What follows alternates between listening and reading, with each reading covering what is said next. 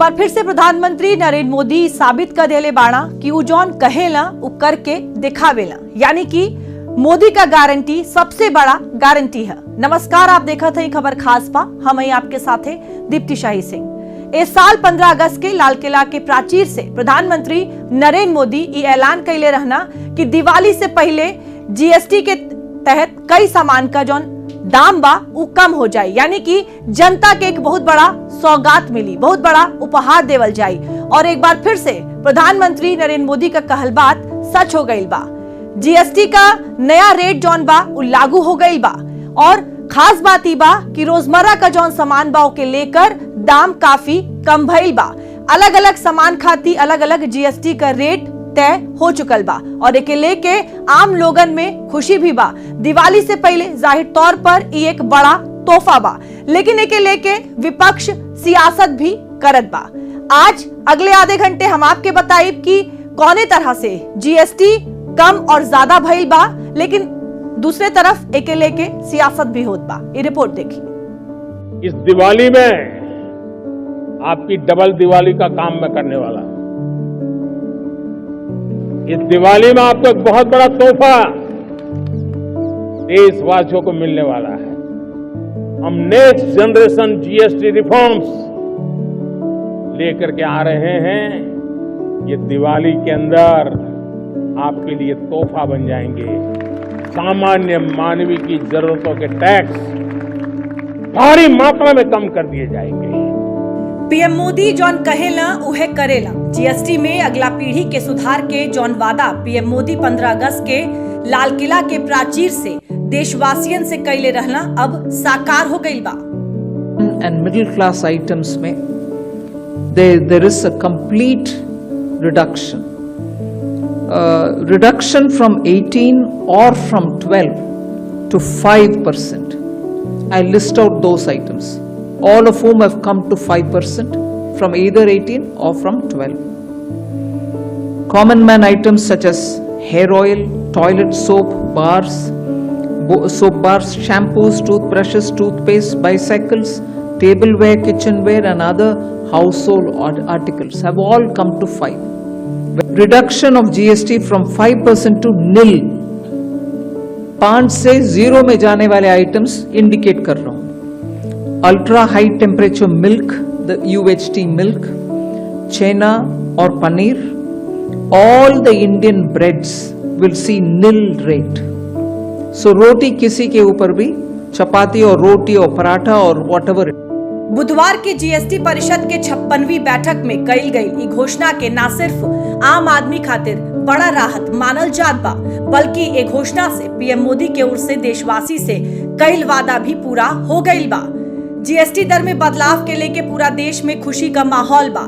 GST के नयका दर के घोषणा में खाद्य पदार्थ से लेके इलेक्ट्रॉनिक गैजेट तक के दाम में बदलाव भइल बा। हमन के जानल जाए कि का सस्ता हो गईल बा और का महंगा हो गईल बा, लेकिन ओकरा से पहले जान ली कि अब जीएसटी के कितना स्लैब हुई। अब सिर्फ 2 मुख्य स्लैब रही, 5% और 18%। 12% और 99% आइटम का 5% स्लैब में शिफ्ट कईल गईल बा और 28% वाला अधिकतर सामान के 18% स्लैब में लावल गईल बा। एक नया स्लैब 40% का भी बा, जेमें पान मसाला, तंबाकू और लग्जरी कार जैसे सिन गुड्स आइटम बाड़ा।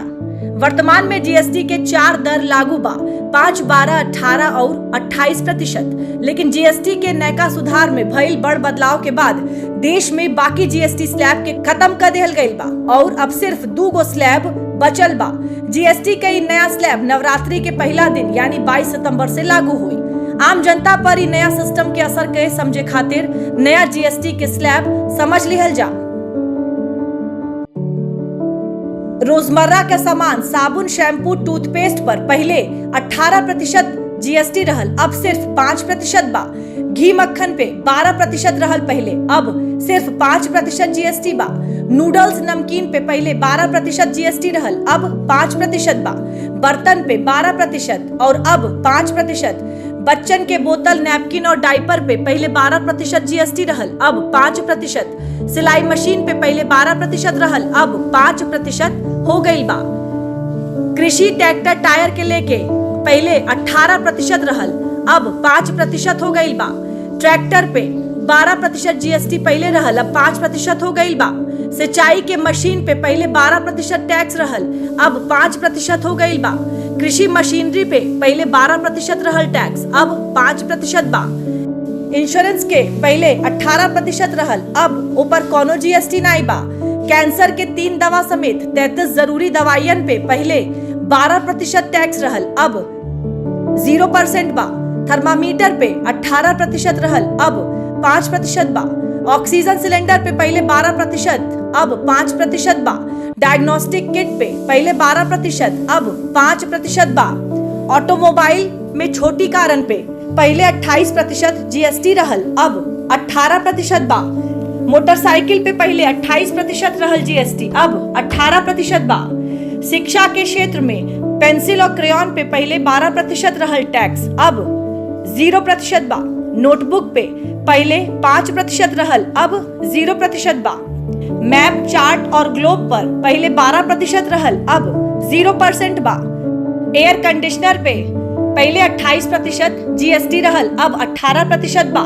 32 इंच से बड़ा टीवी पे पहले 28% रहल, अब 18% बा। वॉशिंग मशीन पे पहले 28% रहल, अब 18% बा। हालांकि ई राहत लग्जरी आइटम और नशीला पदार्थ खातिर नाई बा।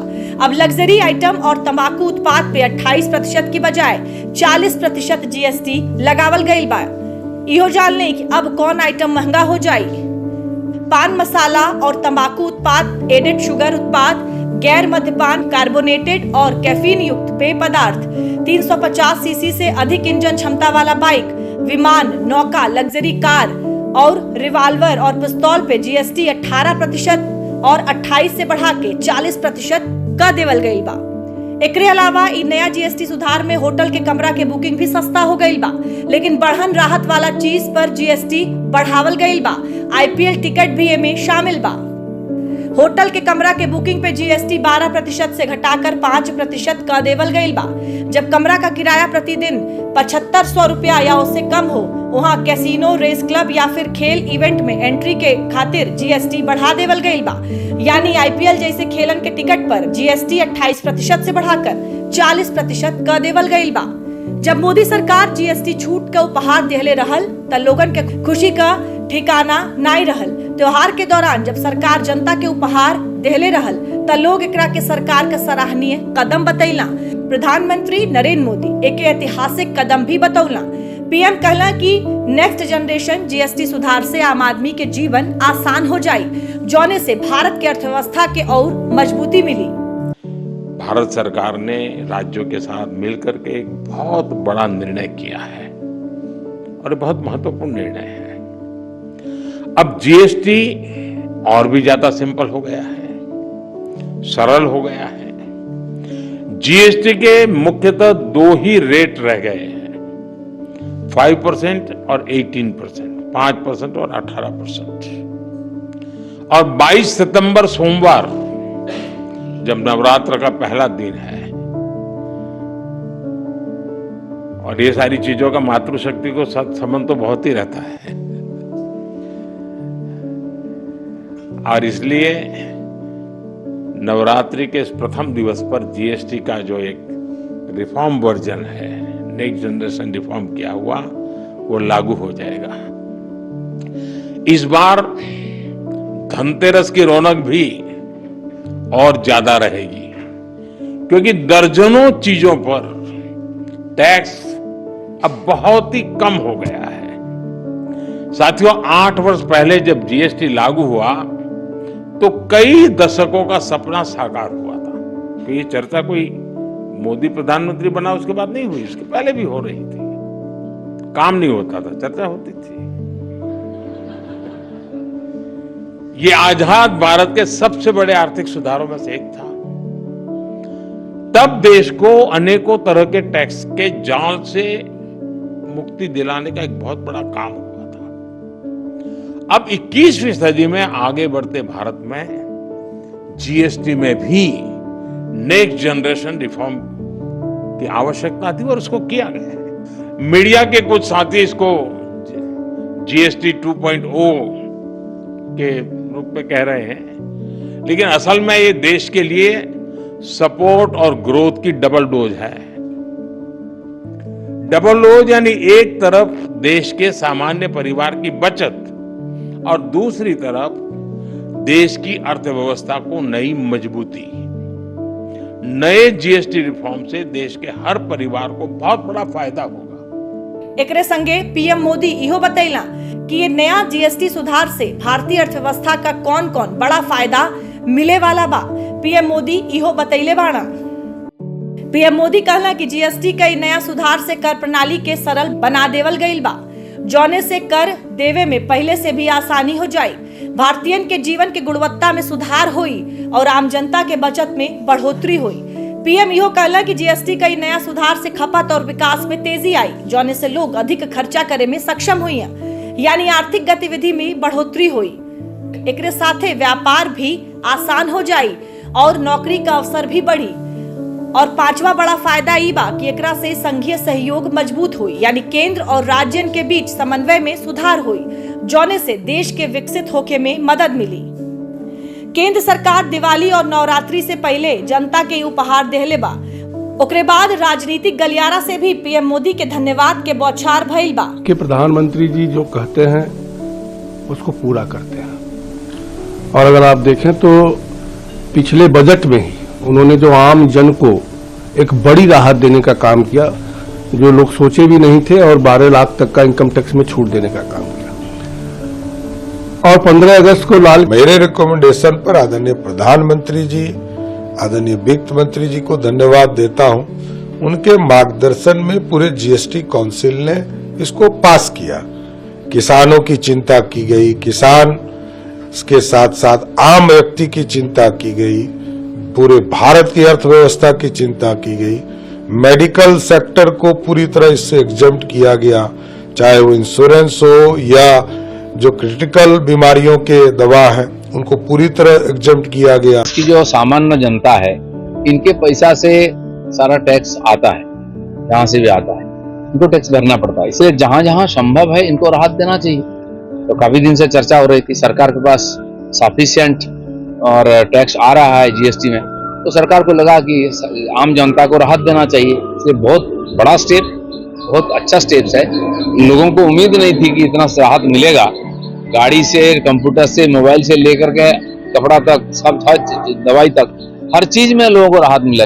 राजनीतिक गलियारा के साथे साथे आम जनता जीएसटी दर घटावे खातिर मोदी सरकार के तारीफ भी कैले बा। ये जो सरकार द्वारा जीएसटी में छूट दी गई है, इससे लोगों को बहुत बड़ा फायदा हुआ है। तमाम घरेलू उत्पाद जैसे दूध है, घी है, मक्खन है, इसको 0% कर दिया गया है। तमाम कृषि यंत्रों पर तमाम तरह की छूटें दी गई है, इससे किसानों को भी फायदा होगा और मध्यम वर्गीय परिवार को भी फायदा होगा। ये माननीय प्रधानमंत्री द्वारा किया गया बहुत ही अच्छी योजना है, भारतीय सरकार द्वारा घटाई गई है। इससे सभी वर्ग के लिए बहुत ही लाभकारी है। जैसे कृषि यंत्र पे घटाया है तो हम किसानों को बहुत बड़ा राहत मिला है। इसमें जो है, अगर ट्रैक्टर जिसके पास नहीं है, अगर ट्रैक्टर या कृषि यंत्र लेना है तो उस पर भारी छूट मिलेगी। खाद बीज पे हमें काफी छूट मिलेगी। केंद्र सरकार ने जो जीएसटी के स्लैब में बदलाव किया है, उससे विशेष रूप से जो निचले वर्ग के लोग हैं या मध्यम वर्गीय परिवार हैं, उनको काफी राहत मिलने की उम्मीद है, क्योंकि कई जो आवश्यक वस्तुएं हैं जैसे शिक्षा से संबंधित लेखन के पेंसिल, कलम, नोटबुक वगैरह, ये इस पर 0% कर दिया गया है। इसके अलावा जो खाद्य पदार्थ है, दूध है, इस पर 0% किया गया है। तो इससे जो आम जनता है जो जीएसटी से काफी पीड़ित थी, हमेशा आवाज उठाया जा रहा था कि जीएसटी काफी है, महंगा हो रहा है सामान, तो उससे काफी राहत मिल गई है। बहुत से फायदे होंगे। जो भी रिफॉर्म्स हुए हैं 12% और 18% बड़े चीज़ों के लिए, जैसे एसी है, गाड़ी है, इन सबको 28% से हटा के जो 18% लाया गया है, तो 10% ये आम पब्लिक के लिए बहुत ही ज़रूरी था, सरकार को महंगाई कम करने के लिए और अमेरिका के दबाव को कम करने के लिए ये सरकार के द्वारा उठाया गया बहुत ही अच्छा कदम है। एक और देश के कर संरचना में बड़े बदलाव के बाद गुरुवार से शेयर बाजार में उछाल दिखाई देता। दूसरा ओर महंगाई से जूझत आम आदमी के जेब में अब राहत मिले वाला बा। रोजाना के जरूरी सामान अब सस्ता होखे वाला बा। देश का मांग और आपूर्ति श्रृंखला के गति बढ़े वाला बा। लेकिन जीएसटी कर सुधार कई बड़ा फैसला से सबसे बड़ा सवाल ई बा कि कैसे बहुत फायदा देश आ ओकरे जनता के ले आए वाला बा। ये बात भी आपके बताइल जाए, लेकिन सबसे पहले इस सुधार से आम जनता के जेब पे एकर सीधा असर कितना पड़ी ये पता चली 22 सितंबर के नया दर लागू भइले के बाद। लेकिन फिलहाल एक अनुमानित आंकड़ा आपके समझावत है। रोजमर्रा के सामान जैसे साबुन, शैम्पू, टूथपेस्ट, घी, मक्खन सस्ता हो जाई है। 12% जीएसटी के साथ ओकर मौजूदा एमआरपी 100 + 12 यानी 112 रुपया हो जाए। रोजमर्रा के जरूरत का ज्यादातर सामान यही 12% जीएसटी स्लैब में आवेला, जेके घटा के 5% जीएसटी स्लैब में क देवल गईल बा। ऐसे में एकर एमआरपी यानी अधिकतम कीमत हो जाई 105 रुपया, यानी अब जौने सामान खाती हमन के 112 रुपया देत हई ओकरे खाती 105 रुपया ही देवे खोई, यानी 112 रुपया के सामान पे 7 रुपया का बचत हो पाई। एकरे अलावा एगो और उदाहरण के माध्यम से आप एके समझी कि नया जीएसटी सुधार आम आदमी के कैसे राहत दे और देश की अर्थव्यवस्था के बढ़ावा दे। मान लें कि हेयर ऑयल का बोतल का दाम 100 रुपया बा, ओकरा पे 100 और 18% जीएसटी लगावल गई, यानी वो हेयर ऑयल के बोतल का दाम हुई 118 रुपया। लेकिन अब जीएसटी के नयका दर में ई टैक्स महज 5% लगावल जाये, जौने के चलते मात्र 118 रुपया 5 के टैक्स और बाल के तेल के बोतल पर लगावल जाये, यानी देश के जनता के अब 13 रुपया का सीधा लाभ मिली।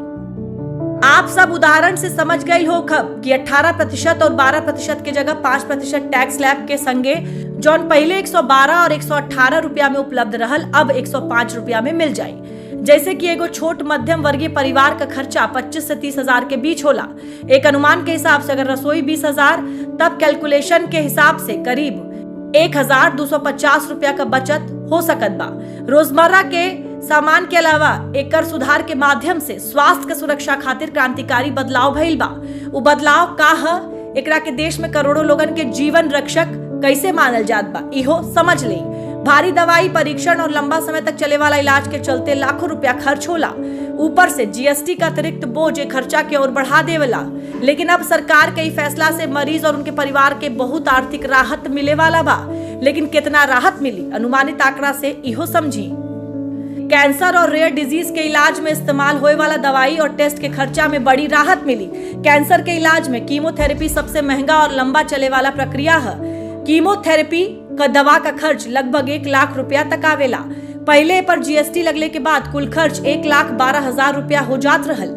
लेकिन अब जीएसटी के जीरो कर देवल जाए के बाद मरीजन के सीधे सीधे 12,000 रुपया का बचत हुई। एकरे अलावा जीवन बीमा और हेल्थ इंश्योरेंस पर अब टैक्स नहीं लगी। बीमा प्रीमियम सस्ता हुई, जैसे 10,000 रुपया के पॉलिसी पर 1,800 रुपया बची, जिसमें बीमा के दायरा के बढ़ेले में मदद मिली। ज्यादा से ज्यादा लोग सुरक्षित इलाज करवा पाई हैं। जो जीएसटी रिफॉर्म हुआ है वो देश के लिए एक माइलस्टोन होगा। इसमें छोटे मध्यम व्यापारी, छोटे बड़े उद्योगपति और जो कंज्यूमर हैं उनके लिए एक बड़ी राहत का पैकेज है। जो टैक्स 2 स्लैब में आया है वो एक तो व्यापारियों के लिए वरदान है कि 4 स्लैब में जो भरते थे अब 2 स्लैब में भरना पड़ेगा। दूसरा, जो कई सेक्टर ऐसे हैं जैसे मेडिकल सेक्टर में हम देखेंगे कि जो इंश्योरेंस है वो पूरा फ्री कर दिया गया है। उसी प्रकार से जो 33 जीवन रक्षक दवाइयां हैं, कैंसर की दवाइयां हैं, इन सबको टैक्स फ्री कर दिया गया है। ये जो जीवनदायक दवाइयां हैं उनको जीएसटी से बाहर रखा गया है और जो कैंसर की दवाइयां हैं खास तरीके से जो उनको भी जीएसटी से बाहर रखा गया है। ये बहुत ही अच्छा डिसीजन, निर्णय लिया गया है और डॉक्टर के हिसाब से मैं ये मानता हूँ कि ये लाखों मरीजों को इससे राहत मिलेगी और केंद्र सरकार का ये जो एक ये निर्णय है ये बहुत ही पॉजिटिव और सही दिशा में ये निर्णय है। इलेक्ट्रॉनिक उत्पाद पर भी जीएसटी 2% से कम कर देवल गईल बा। खासकर AC, TV, washing machine, projector जैसन इलेक्ट्रॉनिक सामान अब 28% से 18% स्लैब हो गईल बा। इस सुधार के बाद अगर आप इलेक्ट्रॉनिक सामान जैसे एसी, टीवी, वॉशिंग मशीन खरीदल चाहत बाड़ी त अनुमानित आंकड़ा से समझी कि आपके कितना फायदा मिले वाला बा। आमतौर पे लोग अपन घर में 1 टन 1.5 टन चाहे 2 टन एसी लगावेला। जैसे कि अगर आप पहले 30,000 रुपया में 1 टन का एसी खरीदत रहली त अब ओपे 28% जीएसटी यानी 8400 रुपया टैक्स देवे के पड़ी, जबकि अब जीएसटी 18% हो गई बा तो 5400 रुपया का टैक्स देवे के होई। यही तरह से आपके रुपया का बचत हो पाई। यही तरह 32 इंच से बड़ा एलसीडी और एलईडी टीवी पे जीएसटी 28% से घट के 18% का देवल गई बा। जैसे कि अगर आप 20,000 रुपया का टीवी खरीद ली तो 5600 रुपया जीएसटी देवे के पड़ी। अब एक खातिर मात्र 18% यानी 3600 रुपया जीएसटी देवे के हुई। ए तरह से आपके 2000 रुपया का बचत हो पाई। साथ ही अगर आप 10,000 रुपया का डिश वॉशिंग मशीन खरीदब तो पे 2800 रुपया का जीएसटी देवे के पड़ी। नया दर लागू भइले के बाद आपके 18% जीएसटी यानी 1800 रुपया देवे के हुई। यही तरह से आपके 1000 रुपया का बचत हो जाई। एक कर सुधार में एक परिवार के हर जरूरत पे विशेष ध्यान देवल गईल बा, जौन आज के समय में जरूरी मानल जाला। ई सुधार न केवल रसोई के सामान घर के जरूरत पे राहत देत बा, बल्कि ओ लोगन खातिर भी एगो बढ़िया खबर बा जे अपन गाड़ी चाहे बाइक खरीदे का सपना देखत बाड़ा। जे लोग ए त्योहार के मौसम में अपन सपना पूरा करे का सोचत हव ओ लोगन खातिर एगो बड़ा खुशखबरी बा। अब आप अपन छोटका कार और मोटरसाइकिल बहुत सस्ता दाम पर खरीद सकेली। अब एहू के अनुमानित आंकड़ा से समझले का कोशिश करी। एक कर सुधार के साथ जौन लोग छोटा गाड़ी और मिड सेगमेंट का कार यानी 10 लाख रुपया के एक्स शोरूम प्राइस वाला कार खरीदल चाहत बाड़ा, वो बहुत बचत करे में सक्षम हुई। जैसे कि अगर कोनो गाड़ी जेकर दाम पहले 5 लाख रहल, 28% जीएसटी जोड़ने के बाद 6,40,000 का हो जात रहल, अब वह गाड़ी 18% टैक्स के संगे 5,90,000 में मिल जाई, यानी सीधे 50,000 का बचत हुई। वैसे ही 10 लाख के कीमत वाले कार पे अब 1 लाख तक का बचत हुई। जीएसटी दर में आयल ई बढ़न बदलाव करोड़ों भारतीयन के चेहरा पर खुशी ले आयल बा। अब रोज चीज हर घर का जरूरत और हर परिवार का सपना पूरा कईल आसान हो गईल बा। सरकार एगो परिवार के हर जरूरत पे ध्यान देले बा, जौन परिवार के संगे संगे देश के विकास में मददगार साबित हुई। सरकार के सुधार से देश भर में खुशी का लहर पैदा भइल बा। मोदी सरकार के जीएसटी दर में बदलाव का फैसला कर संरचना के सरल बनावल, आम लोगन पे कर का बोझ कम करल और छोट उद्योग के बढ़ावा देवे के बा। जीएसटी के नया सुधार किसानन खातिर भी एगो बढ़िया संदेश लेके आइल बा। किसानन के अब कर्जा के बोझ से राहत मिली, काहे से कि केंद्र सरकार किसानन के कर छूट के बढ़न तोहफा देले बा, जौने से सीधा किसानन के आमदनी बढ़ी और मेहनत भी साफ दिखाई दे। कृषि उपकरण और मशीनरी पर टैक्स घट गईल बा। Tractor, harvester, pump set, sprayer जैसन मशीन पर पहले 12 से 18% जीएसटी लगत रहल, अब एक घटा के 5% कर देवल गईल बा। किसान के पहले 5 लाख का ट्रैक्टर करीब 90,000 रुपया टैक्स देवे पड़त रहल, ई टैक्स मात्र 25,000 लगी, यानी 70,000 तक का बचत हुई। वहीं खाद और बीज पर 1000 रुपया का सामान पर जौन टैक्स पहले 180 रुपया लगत रहल, वो अब मात्र 50 रुपया ही लगी, यानी 130 रुपया का बचत हुई। पहले फसल बीमा पर 18% जीएसटी लगत रहल, अभी 0 कर देवल गईल बा, यानी 10,000 के बीमा प्रीमियम पर 1800 रुपया देवे पड़त रहल, लेकिन अभी 0 हुई। एकरे अलावा कोल्ड स्टोरेज और ट्रांसपोर्ट सेवा पर भी जीएसटी कम भइल बा। किसानन के देहल गईल एक कर छूट से फसल लागत में जरूर राहत मिल जाई, बाकी किसानन के मुनाफा में कितना बढ़ोतरी हुई इहो आपके बताई। अगर 2017 में आयल जीएसटी का पहला किस्त और 2025 में आयल नया जीएसटी सुधार के तुलना कईल जाए तो 2025 का नया जीएसटी सुधार बहुते आसान, किफायती, आम आदमी और किसान केंद्रित मानल जात बा। 2017 के जीएसटी में कुल 4 गो स्लैब रहल, 5%, 12%, 18%, 28%, जबकि 2025 के जीएसटी सुधार में अब 5% और 18% के 2 गो स्लैब ही बा। 40% के स्लैब खाली लग्जरी सामान खातिर बा। पुरान स्लैब में रोजाना इस्तेमाल का बहुत सारा आइटम रहल, 12% और 18% स्लैब। बाकी अब इ नया जीएसटी स्लैब में रोजमर्रा का अधिकतर सामान 5% बा। 0% स्लैब में ले आवल गईल बा। पहले स्वास्थ्य जीवन बीमा पर 18% जीएसटी लगावल जात रहल, जौने से पॉलिसी महंगा हो गई। बाकी अब एकरे पे जीएसटी 0 कर देवल गईल बा, जबकि पहले सीमेंट पे 28% जीएसटी लगावल जात रहल, जौन अब घट के 18% हो गईल बा। एकरे साथे साथे इ नया स्लैब में किसानन पर कर का बोझ भी कम हो गईल बा। जीएसटी काउंसिल का ऐतिहासिक फैसला खाली कर सुधार नहीं मानल जात बा, बल्कि देश के अर्थव्यवस्था के नया उड़ान देवे वाला भी मानल जात बा। पीएम मोदी के इ फैसला से साफ हो गईल बा कि उनका मकसद खाली कर सुधार नहीं है, बल्कि हर भारतीय के जीवन के आसान बनैले का बा। महंगाई पे नियंत्रण, खपत बढ़ैले और तेजी से आर्थिक गतिविधि, ई सब फैसला भारत के आत्मनिर्भरता के एगो नया उड़ान दे और विकसित भारत के सपना साकार करी। तो दिवाली से पहले प्रधानमंत्री नरेंद्र मोदी देश के जनता के बहुत बड़ा तोहफा दिले बाड़ा। जाहिर तौर पे देश खाती, लोगन खाती बड़ा राहत का खबर बा, जब रोजमर्रा का सामान लोगन खाती सस्ता हो जाए, जिंदगी और आसान हो जाए।